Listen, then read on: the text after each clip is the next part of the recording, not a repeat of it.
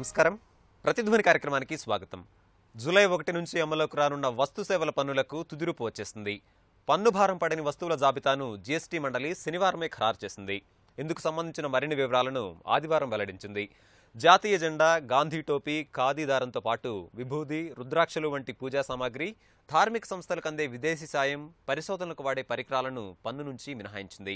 అయితే సాంబ్రాణి, కలకండ, చక్కెర పొడిలపై 5% పన్ను తప్పనిసరి అయింది. జీఎస్టీతో పట్టు, జనపనార్లకు ప్రధానంగా పన్ను మినహాయింపు లభించింది. పాదరక్షలు, దుస్తులు, బిస్కెట్ల ధరలు బాగా తగ్గుతాయి. కాగా ఎరువు మరింత బరువు అవుతుంది. ప్రస్తుతం ఒక్కో రాష్ట్రంలో ఒక్కోలా ఉన్న పసిడిపై పన్ను 3%గా ఖరారైంది. ఒకే దేశం ఒకే పన్ను విధానంగా జీఎస్టీ తుదిరూపు సంతరించుకున్న నేపథ్యంలో ప్రతిధ్వని చర్చను చేపట్టింది.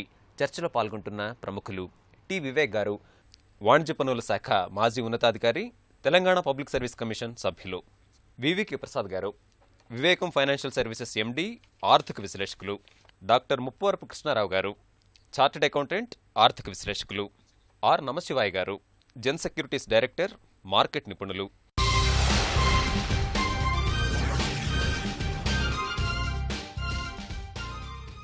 వివేక్ గారు, జీఎస్టీకి సంబంధించి తుదిరూపు వచ్చేసింది. జూలై 1 నుంచి అమలు కాబోతోంది.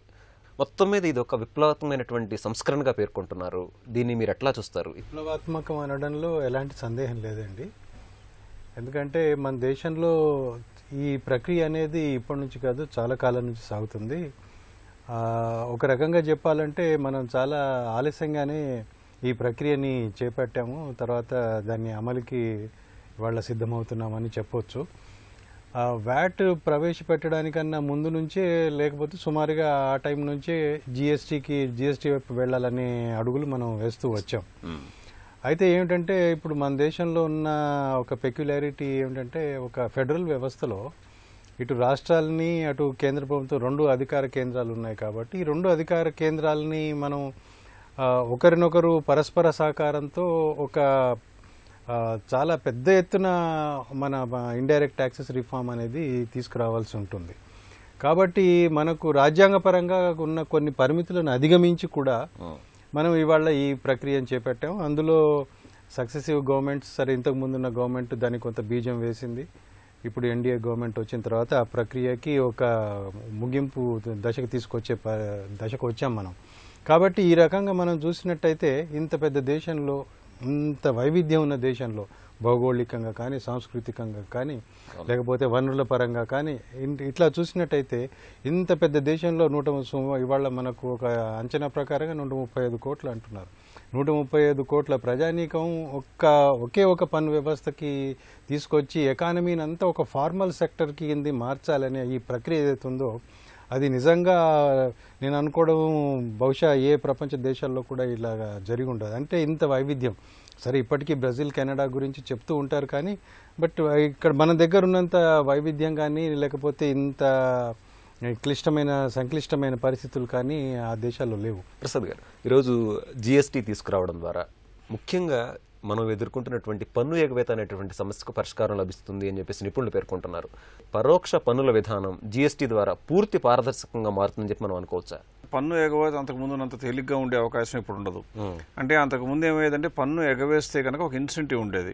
పన్ను నేను కనుక మానివేసి ఒకవేళ ఎగ్గొట్టేసి కనుక నేను అమ్ముకుంటే అది చట్ట పరిధిలోకి రావడానికి కానీ, అంటే దాన్ని కనుక్కుని నేను దొంగగా నన్ను చిత్రీకరించి పట్టుకుంటే కానీ శిక్ష పడే పరిస్థితి ఉండేది కదా. ఇప్పుడు ఏమొస్తుందంటే, జీఎస్టీలో ఒకళ్ళకి పే చేసిన ట్యాక్స్ రెండొకళ్ళు క్లెయిమ్ చేయొచ్చు. కాబట్టి ఉదాహరణగా చెప్పాలంటే, ఫర్ ఎగ్జాంపుల్ ఒక 1000 రూపాయలకి నేను వస్తువు తయారు చేశాను. దాని మీద నేను ఒక 50 రూపాయలు ట్యాక్స్ కట్టాలనుకోండి. మామూలుగా అయితే 50 రూపాయలు ట్యాక్స్ కట్టకుండా నేను ఏం చేస్తానంటే, 1000 రూపాయలు వస్తుంది, 1000 రూపాయల బదులుగా 1025కే ఇస్తాను, ఒక 1000 బతికే ఇస్తానని చెప్పాను అనుకోండి ట్రేడర్కి. అతనికి కనుక నేను కట్టిన ట్యాక్స్లో కనుక రిడక్షన్ ఎలాగూ రాదు, వచ్చిందంతా అక్కడ వెళ్ళిపోయింది, అతను అమ్మే రేట్ అలాగే ఉంటుంది అనుకుంటే కనుక ఏం చేస్తాడు, నా దగ్గర బిల్లు తీసుకుని 1050 కట్టే బదులుగా 1025 తీసుకోవడానికి ప్రయత్నిస్తాడు. తీసుకుంటే అతను 25 రూపాయలు మిగిలిపోతుంది. అంటే గవర్నమెంట్కి మొత్తం 50 రూపాయలు నష్టపడితే అందులో 25 రూపాయలు అతను లాభపడతాడు, 25 రూపాయలు నేను లాభపడతాను. ఇలా అవకాశం ఉండేది. ఇప్పుడు ఏం జరిగిందంటే, పన్ను వ్యవస్థలో వచ్చినటువంటి ఇన్పుట్ క్రెడిట్ అంతా కూడా క్రెడిట్ చేయడానికి వీలవుతుంది. కాబట్టి నేను కనుక 50 రూపాయలు కట్టకుండా, బిల్లు లేకుండా ఇస్తే అతను అమ్మిన దానికి మొత్తం కూడా ట్యాక్స్ అతనే వసూలు చేసి కట్టాల్సి వస్తుంది. అంటే ఏమొస్తుంది, అతను అమ్మకపు రేట్ని విధిగా 50 రూపాయలు కస్టమర్ దగ్గర నుంచి కలెక్ట్ చేయాల్సిన పరిస్థితి ఉంటుంది. అదే నా దగ్గర కనుక కొనుక్కున్నాడు అనుకోండి, విలువతో కనుక కొనుక్కున్నట్లయితే 50 రూపాయలు క్రెడిట్ చేయడానికి, అతను క్రెడిట్ క్లెయిమ్ చేయడానికి అవకాశం ఉంటుంది. అందువలన అతని మీద పెద్ద పెర్ఫార్మెన్స్ కోసం ఒక ప్రీమియం ఉంది. అంటే ట్యాక్స్ పరిధిలోకి రావాలన్నటువంటి అవసరం ఇండైరెక్ట్గా చెప్పబడింది. దానితో అతను పన్ను ఎగగొట్టేదానికన్నా కూడా పన్ను కట్టిన వ్యక్తి దగ్గరే కొనుక్కోవడానికి ఇష్టపడడానికి అవకాశం ఉంది. దాని మూలంగా ఏమొస్తుందంటే, ఇప్పటి వరకు పన్నుల చట్టంలో నుంచి బయట తప్పించుకు తిరుగుతున్న ప్రజానీకం లేదా వ్యాపార వర్గాలన్నీ కూడా అందులోకి కొద్దో గొప్ప తప్పనిసరి రాక పరిస్థితి ఉంది. దీనికి అడిషనల్గా ప్రభుత్వం చాలా తెలివిగా చేసిన పని ఏంటంటే, డిమానిటైజేషన్ అనివ్వండి, డిజిటల్ ఎకానమీ అనివ్వండి, ఇవన్నీ చేయడం ద్వారా మనీ యొక్క రోల్ తగ్గిస్తూ వచ్చేసారు. మనీ రోల్ తగ్గించడం ఏమొస్తుందంటే, అనార్గనైజ్ సెక్టర్లో ఉన్నటువంటి బిజినెస్లో ఎక్కువ కూడా కొద్దో గొప్ప ఆర్గనైజ్ సెక్టర్లోకి రాక తప్పదు. అన్నింటినీ మించి అంతకుముందుకి ఇప్పటికి తేడా ఏంటంటే, అంతకుముందు మనం బిజినెస్ చేయాలంటే ఒక సేల్స్ ట్యాక్స్ తీసుకోవాలి, ఒక సెంట్రల్ సేల్స్ ట్యాక్స్ తీసుకోవాలి, ఎక్సైజ్ పర్మిషన్లు కావాలి, ఇలా రకరకాల పర్మిషన్లు, రకరకాల ఆఫీసర్లు, రకరకాల ఇన్స్పెక్షన్లు, తలకాయ నొప్పులు ఎక్కువైపోయి దాన్ని కంప్లై చేసే కన్నా ఎగ్గొడితే తేలిక కదా, మంచిది కదా, వారానికో సంవత్సరానికో ఒక కంపెనీ పెట్టుకుందాం, ఈ సంవత్సరం కంపెనీలో బిజినెస్ చేద్దాం, నెక్స్ట్ ఇయర్ కంపెనీ మారుద్దాం అనేటువంటి ఇన్సెంటివ్లు ఉండేవి. ఇప్పుడు ఇవన్నీ కూడా సరళతరం అవటం మూలంగా, అంటే జిఎస్టీ ద్వారా సరళతరం అవటం మూలంగా పన్నులు ఎగేయాలన్నా ఒకే అథారిటీ ఉంటుంది కాబట్టి ఇన్స్పెక్షన్కి ఖచ్చితంగా కూడా అందరూ ఏంటంటే తేలిగ్గా ఉండే అవకాశం ఉంటుంది. అందువలన ట్రాన్స్పరెన్సీ ఎప్పుడైతే పెరుగుతుందో, పైగా మీకు కట్టిన ట్యాక్స్లో మళ్ళీ క్రెడిట్ తీసుకోవడానికి అవకాశం ఉన్నప్పుడు ఖచ్చితంగా నేను ప్రొడ్యూసర్ కనుక అయినట్లయితే దాని నుంచి ట్యాక్స్ తీసుకోవడానికి ట్రై చేస్తాను. అందువలన పన్ను వసూళ్లు పెరగవు అనేటువంటి వాదనకి ఏమాత్రం పసలేదు అని గట్టిగా చెప్పచ్చు. ఇంతకుముందేమో ప్రొడక్షన్ చేసే వాళ్ళకేమో ట్యాక్స్లు వచ్చేవి, కన్జ్యూమర్ దగ్గర పడేది కాదు ట్యాక్స్. ఇప్పుడు వచ్చినటువంటి జిఎస్టీ మూలంగా కన్జంప్షన్ ఎక్కడైతే ఎక్కువ ఉంటుందో అక్కడ ట్యాక్స్ వస్తుంది, డిమాండ్ మూలంగా. అంటే ఎక్కడైతే ప్రజలు ఎక్కువ నివసిస్తారో ఆ రాష్ట్రాలకు లాభం జరుగుతుంది అనగానే మనకు వెంటనే వచ్చే స్ఫురించే ఆలోచన ఏంటి, ఇలా జరుగుతుంది అంటే ప్రొడ్యూస్ చేసే రాష్ట్రాలకు నష్టం కదా అనుకుంటాం. దానికోసం ఏం చెప్పారు జిఎస్టీలో ఆల్రెడీ, ఎవరైతే నష్టపోతున్నారో వాళ్ళకి 5 సంవత్సరాల వరకు మేము కాంపెన్సేట్ చేస్తాము అన్నారు. అంటే కనపడకుండా ఎంత చక్కగా ఏర్పడిందంటే ఈ రోజున వాతావరణం. ఈ పన్ను వసూళ్ల మూలంగా సెంట్రల్ నుంచి వచ్చేటువంటి, మామూలుగా నాకు పాపులేషన్ ఎక్కువ ఉంటే నాకేమో కలెక్షన్ పెరుగుతుంది, సో స్టేట్ గవర్నమెంట్గా నేను ఆనందపడతాను. ఎవరైతే ప్రొడ్యూస్ చేస్తున్నారో వాళ్ళు బాధపడరు. అంటే నేను ఆనందపడుతూ వేరొకళ్ళు బాధపడలేదు అంటే అర్థం ఏంటి, మొత్తం మీద కంట్రీ బాగుపడుతున్నట్టుగానే అర్థం. కృష్ణారావు గారు, స్లాబుల వ్యవస్థని మీరు ఎట్లా చూస్తారు? అలానే కీలకంగా ఉన్నటువంటి చిన్న వ్యాపారులకి ఈ జిఎస్టీ ఎట్లా లాభం చేయబోతోంది? అసలు ఇండియాలో బిజినెస్ చేసే విధానం మారిపోయే పరిస్థితి 1 జూలై నుంచి. ఇప్పటిదాకా ఉన్న వ్యవస్థని కంప్లీట్గా కూడా ఎరాడికేట్ చేస్తూ కొత్త వ్యవస్థకి మనం కట్టెన లేపాల్సిన పరిస్థితి. జిఎస్టీ యొక్క రూపం ఏంటంటే 1 నేషన్ 1 ట్యాక్స్ అనేది. ఇక్కడ రకరకాల ప్రొడక్ట్స్, రకరకాల విధానాలు, మనుషుల జీవన స్రవంతిని తీసుకొని స్లాబ్స్ వచ్చినాయి. స్లాబ్స్ని ద్వారా వచ్చినప్పుడు 75 to 80% గూడ్స్కి ఇదివరకు ఉన్న రేట్ కంటే కూడా ఇప్పుడు తగ్గింది కాబట్టి బెనిఫిట్గా ఉంటుంది. ఒక 20-25% గూడ్స్ వచ్చి ట్యాక్స్ పెరుగుతుంది, ఎందుకంటే ఫిట్ అవ్వాలి. ఫర్ ఎగ్జాంపుల్ సర్వీస్ ట్యాక్స్ తీసుకోండి, ఇదివరకు 15% ఉండేది, ఇప్పుడు దాన్ని 18% స్లాబ్లో తీసుకురావటం వలన services going to be costly. అలాగా కొన్ని వైట్ గూడ్స్ ఇదివరకు 12-18 రేంజ్లో ఉన్న వల్ల ఇప్పుడు 28%లోకి వస్తాయి. కాబట్టి ఈ మార్పు ఖచ్చితంగా జరుగుతుంది, అందరికీ కూడా ఆమోదయోగం. నేను బంగారం మీద 23% వేయగానే everybody is more or less happy అనే పద్ధతిలోకి వచ్చారు. ఇప్పుడు స్మాల్ బిజినెస్ మ్యాన్ తీసుకోండి. స్మాల్ బిజినెస్ మ్యాన్ ఎక్కడున్నారు? మ్యానుఫ్యాక్చరింగ్ యాక్టివిటీస్లో ఉన్నారు, చిన్న బిజినెస్లు చేస్తూ, తర్వాత ట్రేడర్స్లో ఉన్నారు, రెగ్యులర్గా సర్వీసెస్ చేసే ఉన్నారు. వీళ్ళకి ఇబ్బంది ఏంటి అనేది వాళ్ళని ఫస్ట్ ఇదివరకు దాకా కాంపోజిట్ స్కీమ్ అని ఉండేది వ్యాట్లో. 40 లక్షల దాకా నువ్వు బిజినెస్ చేస్తే నువ్వు రిజిస్ట్రేషన్తో సంబంధం లేదు, you have to do 1 time registration, దానికి 1% ట్యాక్స్ కట్టుకుంటే క్వార్టర్లీ రిటర్న్స్ ఫైల్ చేస్తే అయిపోయింది. ఇప్పుడు కూడా అదే సిస్టాన్ని 50 lakhs చేశారు. అంటే ఎవరైతే 50 lakhs లోపు బిజినెస్ చేసుకునే స్మాల్ బిజినెస్ మ్యాన్ ఉన్నారో they need not have to get in to GST in regular place. ఈ 4 forms ఫైల్ చేయాల్సిన అవసరం లేదు, క్వార్టర్లీ వాళ్ళు ఒక ఫామ్ ఫైల్ చేస్తే ఈజీనెస్ వచ్చేస్తుంది. అదొకటే కాకుండా ఈ రోజున ఈ స్మాల్ బిజినెస్ మ్యాన్ తెలుసుకోవాల్సిన విషయం అంటే, స్మాల్ బిజినెస్ మ్యాన్ అనగానే next unorganised sector, unregistered dealers ఉన్నారు. ఇప్పుడు ఏం చేశారంటే రివర్స్ ఛార్జ్ అని తీసుకొచ్చారు. ఒకవేళ ఏ డీలర్ అయినా సరే అన్రిజిస్టర్డ్ డీలర్ దగ్గర నుంచి కొంటే ట్యాక్స్ దాని మీద ఎంత పడుతుందో తను కట్టాలి. సో అలాంటప్పుడు ఏం చేస్తారంటే అన్రిజిస్టర్డ్ డీలర్స్ దగ్గర నుంచి కొంటానికి సాహసించరు. కాబట్టి అన్రిజిస్టర్డ్ డీలర్ కూడా ఈ రోజున రిజిస్ట్రేషన్లోకి రావాలి, జిఎస్టీలోకి రావాల్సిన అవసరం ఏర్పడిపోయింది. దాన్ని అవాయిడ్ చేయడానికి వీలు కుదరదు. దీని మూలన ఏమవుతుందంటే కాంపోజిట్ స్కీము తక్కువ వాళ్ళకి అది పనికి వస్తుంది. పైన వచ్చిన వాళ్ళకి ఇబ్బంది ఏంటంటే ఫస్ట్ రిజిస్ట్రేషన్ ఇష్యూ ఉంటుంది. రిజిస్ట్రేషన్ అనేది ఇప్పుడు చెప్తున్నారు దానికి ఏమేంటి ఫైల్ చేయాలి, దాని ఫెసిలిటీస్ మరి కన్సల్ట్. ఇప్పుడు జిఎస్టీ ప్రిపేరర్స్ అని చెప్పేసి ఫామ్ చేస్తున్నారు, సర్టిఫికేషన్ కోర్స్ చెప్తున్నారు. అలాగే జిఎస్టీ కన్సల్టెంట్స్ కూడా వేరు వచ్చేస్తారు, వీళ్ళకి ట్రైనింగ్ జరుగుతూ ఉంది. ఈ స్మాల్ ట్రేడర్స్ కూడా ఈ 7th కనుక ఈ బిజినెస్ జిఎస్టీలోకి రాగలిగితే ఎక్కువ ఇన్కమ్ రావడానికి గవర్నమెంట్కి ఆదాయం వస్తూ ఉంటుంది, వాళ్ళకు కూడా ఫెసిలిటీస్, ఎందుకని క్రెడిట్ తీసుకోవచ్చు, క్రెడిట్ పాస్ చేయొచ్చు. నమస్తే గారు, బంగారంపై 3% పన్ను విధించడం ద్వారా గతంలో వ్యక్తమైనటువంటి అభ్యంతరాలు కొంతమేరకు తగ్గినట్టుగా కనిపిస్తున్నాయి. మొత్తం మీద మీరేమంటారు? జిఎస్టీకి సంబంధించి వస్తున్నటువంటి మార్పులు మనం ఎలా గమనించాలి? దీనిపై మార్కెట్ ఎట్లా స్పందిస్తుంది? కొన్ని స్టేట్స్లో వ్యాట్ 5% ఉందండి, మన దగ్గర 1% ఉంది. So already excise duty 1% plus VAT 1%, 2% already pay చేస్తున్నారు జ్యువెలర్స్. సో ఇప్పుడు పెట్టిన జిఎస్టీ వచ్చి 3% పెట్టారు కాబట్టి అది డెఫినెట్గా రీజనబుల్ అని చెప్పొచ్చు. ప్లస్ ఇంకోటి ఏంటంటే మన స్లాబ్స్ ఈ 3% ఫైనలైజ్ అవ్వడానికి ముందు స్లాబ్స్ వచ్చి మీకు 5% మినిమం కనబడింది. జీరోలో ఎట్లాగో పెట్టారు, అందరికీ తెలిసిందే. 5% మినిమం కనబడింది కాబట్టి కొన్ని రాష్ట్రాలు ఒత్తిడి చేశాయి 5%లో పెట్టమని. ఎందుకంటే ఆల్రెడీ వ్యాట్ వాళ్ళు ఎంజాయ్ చేస్తున్నారు 5%లో, కాబట్టి 5%లో పెట్టమని ఒత్తిడి తెచ్చారు. కాబట్టి కొంతమంది జ్యువెలర్స్ కూడా భయపడ్డారు, ఎక్కడ 5%లో పెడతారేమో అని భయపడ్డారు. సో దానికన్నా తక్కువగా 3% పెట్టడం అనేది డెఫినెట్గా వెల్కమ్ చేంజ్ అండి. జ్యువెలర్స్ కూడా హ్యాపీగా యాక్సెప్ట్ చేసినట్టుగా ఫీడ్బ్యాక్ వస్తూ ఉంది మనకి. కాకపోతే నా అబ్జర్వేషన్ ఒకటి ఉంది, ఇప్పుడు మేకింగ్ ఛార్జెస్, బంగారంలో ఒక ఆర్నమెంట్ తయారు చేయాలంటే మేకింగ్ ఛార్జెస్ కంపల్సరీగా ఉంటాయి. ఆ మేకింగ్ ఛార్జెస్ కేటగిరీ వచ్చేసి సర్వీస్ కింద వస్తుంది కాబట్టి 18% స్లాబ్లో పడ్డట్టుగా కనబడుతుంది. ఓకే, ఈవెన్ 10% కనుక మేకింగ్ ఛార్జెస్ ఉన్నాయి అనుకున్నా, ఈవెన్ 10, చాలా చోట్ల 15, 16, 18 కూడా వసూలు చేస్తారు. ఈవెన్ 10% అన్న 18% ఆఫ్ దట్ అంటే it is coming to nearly to 2%. Okay, so 1% జిఎస్టీలో ఇంక్రీజ్ అవుతుంది, సుమారుగా 2% ఇక్కడ మేకింగ్ ఛార్జెస్ ఇంక్రీజ్ అయ్యే అవకాశాలు ఉన్నాయి. అయితే దానికి కూడా సొల్యూషన్ ఉంటుందని నేను అనుకుంటున్నాను నేను. ఎందుకంటే బిల్లింగ్ ఎలా చేస్తారనేది ఇక్కడ క్రైటీరియా.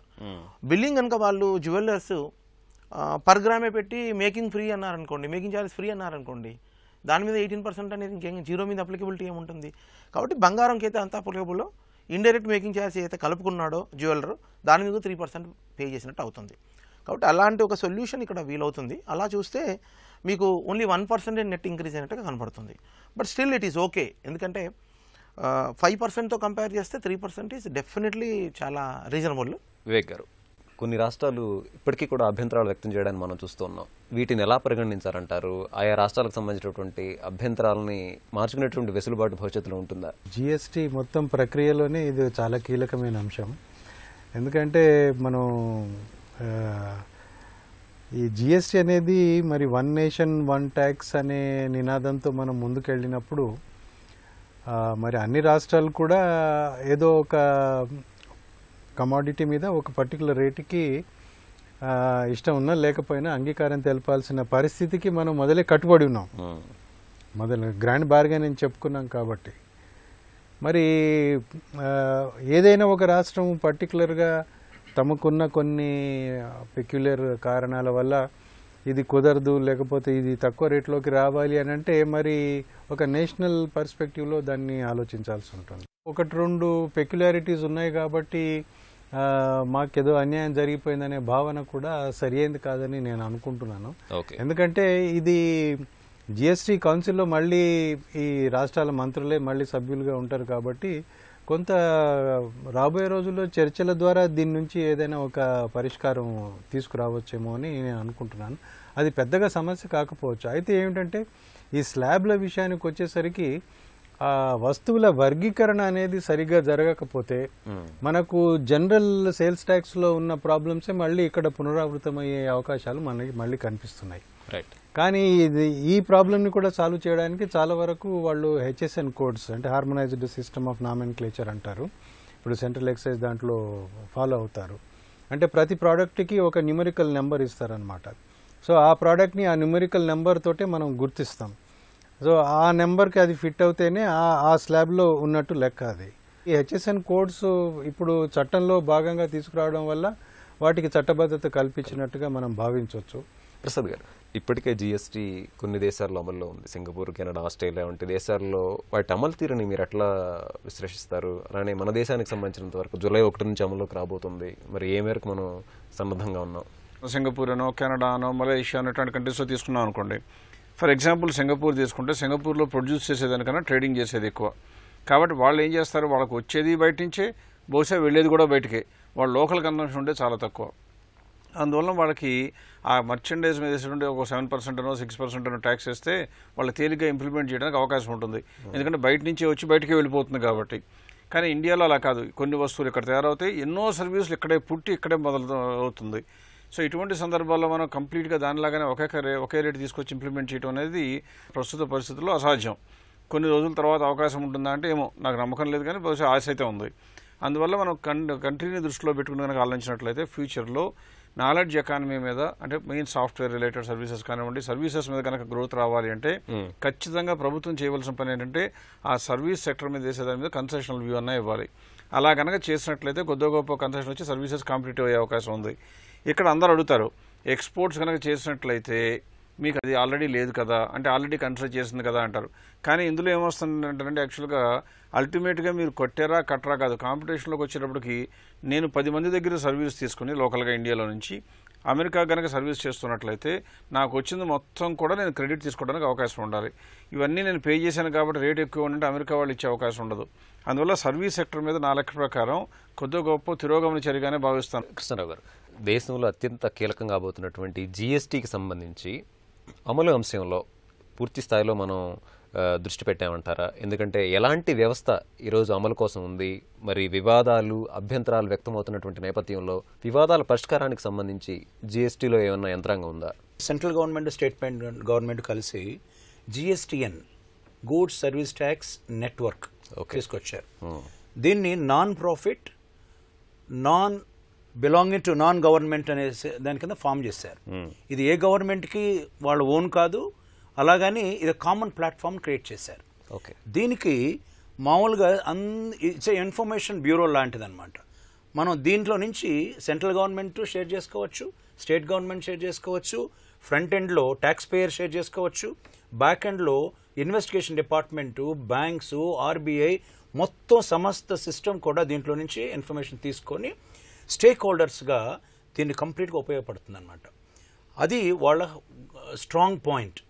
ఇక ఏమవుతుందంటే ఫ్రంట్ ఎండ్ ఒకసారి రిజిస్ట్రేషన్ అయిపోయిన తర్వాత ఆ తర్వాత ట్యాక్స్ పేయర్స్ అప్లోడ్ చేస్తూ ఉన్న తర్వాత ఏ డీలర్ అయినా సరే గుర్తుపెట్టుకోవాల్సింది ఏంటంటే ఒక్కసారి తను రిటర్న్ ఫైల్ చేసిన తర్వాత దానికి ఆల్టరేషన్స్ కుదరో, ఎప్పటికీ కూడా అది సిస్టంలో ఉండిపోతుంది.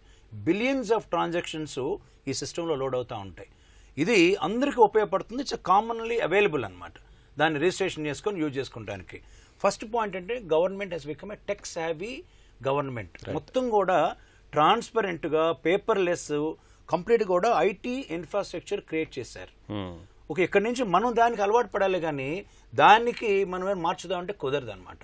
Let us be very clear on this. ఇప్పుడు గవర్నమెంటు ఇక నెక్స్ట్ ఏం చేయాలి, ఈ రిజిస్ట్రేషన్స్, డీలింగ్స్ స్టార్ట్ అయిపోయిన తర్వాత ఒక్కొక్కటి మనం సిస్టమ్ని క్లియర్ చేసుకుంటూ వస్తూ ఉంటాం, మనం అప్లోడ్ చేసుకుంటూ ఉంటాం. సిస్టమ్ మూలంగా ఇప్పుడు గవర్నమెంట్ ఆఫీసర్స్ కానివ్వండి, కన్సల్టెంట్స్ కానివ్వండి, లేకపోతే లాయర్స్ కానివ్వండి, ఎవరు దానికి అలవాటు పడి అవసరం ఉందో మొత్తం కూడా మారిపోవాలి సిస్టమ్. వాళ్ళు they have to reinvest themselves. వాళ్ళు మొత్తానికి గ్రీన్ ఫీల్డ్లోకి వచ్చేయాలన్నమాట. ఇప్పటిదాకా వాళ్ళు నేర్చుకున్నంతా కూడా జీరో వాల్యూ, మొత్తానికి కూడా మార్చాల్సిన అవసరం వచ్చింది. ఇప్పుడు గవర్నమెంట్ హోల్డ్లో కంప్లీట్ ఇన్ఫర్మేషన్ ఉంటుంది కాబట్టి ఏ అసెస్మెంట్ చేయాలన్నా కూడా ఏ వ్యక్తికి ఎంతవరకు ట్రాన్సాక్షన్ చేశారో, ఏ ట్రాన్సాక్షన్ ఎంతవరకు వెళ్ళిపోయింది, దాంట్లో పే చేసిన ట్యాక్స్, పెనాల్టీస్ కూడా ఈజీగా సిస్టమే క్రియేట్ చేస్తుంది. 3 months దాకా నువ్వు కనుక ట్యాక్స్ కనుక పే చేయకపోతే ఆటోమేటిక్గా పర్ డే 100 రూపీస్ చొప్పున పెనాల్టీస్ వేయటం మొదలు పెడతారు. ఓకే, అదే కాకుండా మీరు ఈ వితౌట్ పేమెంట్ రిటర్న్ అసలు లోడ్ అవ్వదు. మీకు ఎంతైతే ట్యాక్స్ కలెక్ట్ చేసుకున్నారో మీరు ఆ ట్యాక్స్ పే చేయకుండా రిటర్న్ ఫైల్ అవ్వదు అనమాట. అంటే ఎక్కడికక్కడ గేట్స్ పెట్టేశారు అంతే. నమస్తే గారు, ప్రస్తుతం ఉన్నటువంటి పరోక్ష పన్నుల వ్యవస్థ నుంచి జిఎస్టీకి మారడం ద్వారా సామాన్యుడు ఎలా లబ్ధి పొందుతారు? ట్రాన్స్పరెన్సీ క్రియేట్ అవుతుంది టోటల్గా.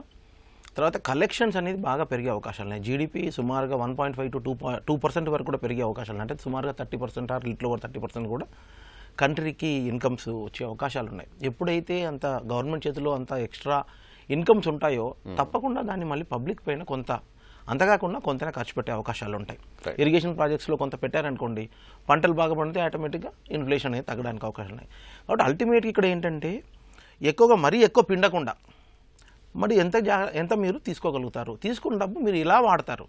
కంట్రీ అంటే ఇన్ఫ్రాస్ట్రక్చర్ మీద ఖర్చు పెట్టి తర్వాత రియల్గా నీడీ పర్సన్కి సొసైటీకి మీరు హెల్ప్ చేస్తే తప్పకుండా అది లాంగ్ రన్లో మీకు ఇన్ఫ్లేషన్ కానీ అన్ని రకాలు కూడా చాలా బాగుండే అవకాశాలు ఉన్నాయండి. So it is actually a welcome move. ఎందుకంటే మనం చూస్తే ఇప్పుడు ఇండిపెండెన్స్ వచ్చాక బహుశా ఇంత పెద్ద నిర్ణయం బహుశా మరి మనం తీసుకోలేదేమో. అందుకే మీరు చూస్తే కూడా కొన్ని సంవత్సరాలుగా నానుతూ ఈరోజు ఈ స్టేజ్కి వచ్చింది.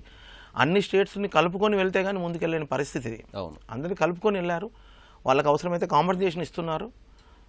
లాంగ్ రన్లో అందరికీ విన్ విన్ సిచ్యువేషన్ అని నేను అనుకుంటున్నాను. అంటే జిఎస్టీ అనేది డెస్టినేషన్ బేస్డ్ ట్యాక్స్ కాబట్టి ఉత్పత్తి రాష్ట్రాల అభ్యంతరాలు ఉన్నాయి. మరి ప్రభుత్వ నిర్ణయంతో ఉత్పత్తి రాష్ట్రాల అభ్యంతరాలు పూర్తిగా తొలగినట్టుగా అనుకోవచ్చా?